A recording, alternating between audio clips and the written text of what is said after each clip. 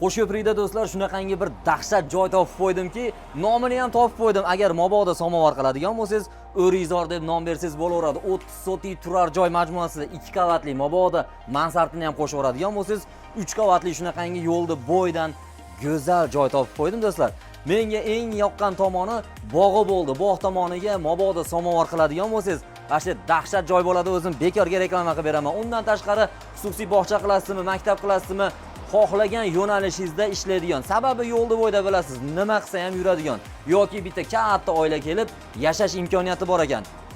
Andijonda iz bosganida, Qo'shko'prikda Janovatga yetmasdan yo'lda bo'yda joylashgan shunday binoyimizni do'stlar, sotuvini e'lon qilamiz.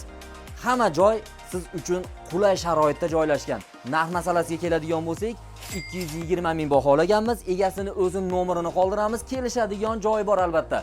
Telegram kanalimizda lokatsiya qoldiramiz. Bu videoda katta joy istayotganlarga albatta jo'natib qo'ying. Qo'shko'prikliklar, aynan sizlarda shunday joy borligini bilamadingiz, izohda yozib qoldiring.